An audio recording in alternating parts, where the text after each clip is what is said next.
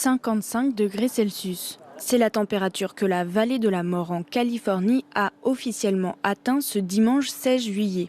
Le mercure bat également des records en Asie. Le Japon est en alerte chaleur dans la moitié des préfectures du pays, touchant des dizaines de millions de personnes. 36 degrés à Tokyo, de 39 à 45 degrés dans plusieurs régions chinoises. Malgré cette fournaise, les touristes et voyageurs du monde entier sont fiers de prendre la pause devant le thermomètre. En Europe, c'est une semaine suffocante qui s'annonce. 39 degrés en Roumanie, plus de 40 au sud de l'Espagne et jusqu'à 48 degrés en Sardaigne.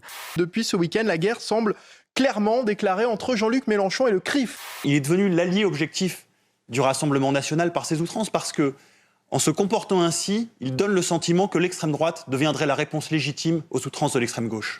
Aussitôt, le principal intéressé a répondu sur Twitter. Voici ce qu'il dit. Le président du CRIF utilise la cérémonie à la mémoire des victimes de la rafle du Veldiv par la police française pour me prendre à partie abject. L'extrême droite n'a plus de limite.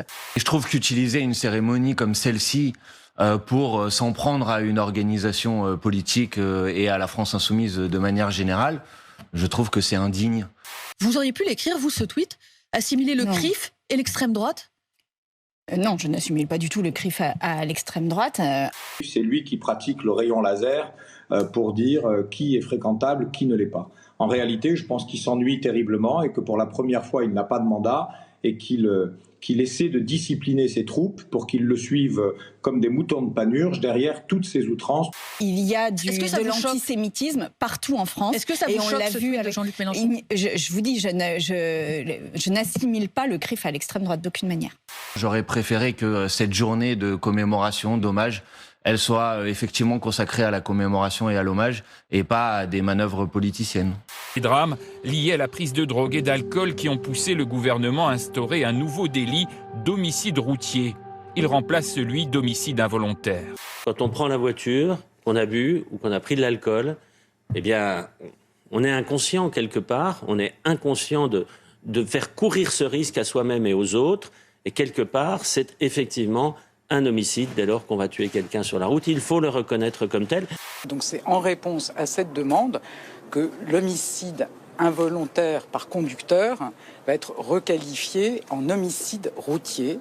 C'est un tout décès, intervenu notamment suite à un feu grillé, un excès de vitesse, mais aussi à la prise de stupéfiants ou d'alcool. Un changement de terme surtout symbolique, qui n'alourdit pas les peines encourues.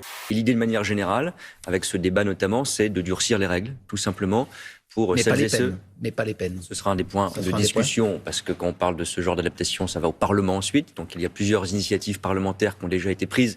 Il n'y a pas de changement. Aujourd'hui, une peine encourue pour homicide involontaire, c'est 5 ans de prison, 75 000 euros d'amende.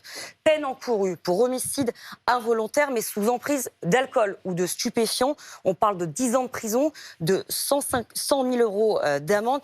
Il y a eu 358 personnes qui ont été décorées vendredi. Alors souvent on dit c'est les copains d'abord, il faudrait ressortir la liste complète pour voir qui a été décoré. Mais il y a une décoration qui a vraiment fait...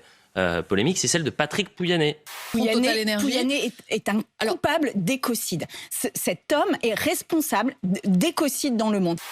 Quand on est en train de suffoquer en Europe, le seul truc que trouve à faire le gouvernement, c'est de décorer un de ses premiers responsables, c'est-à-dire le PDG de l'entreprise Total.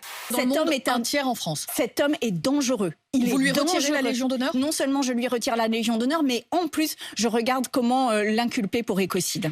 Finalement, on voit la Légion d'honneur n'est plus qu'une forme de boys band d'amis d'Emmanuel Macron à qui il octroie à ses amis. Je pense que c'est malheureux. La presse britannique pleure aussi Jane Bee en évoquant plus que l'artiste que nous connaissons, une icône de la mode.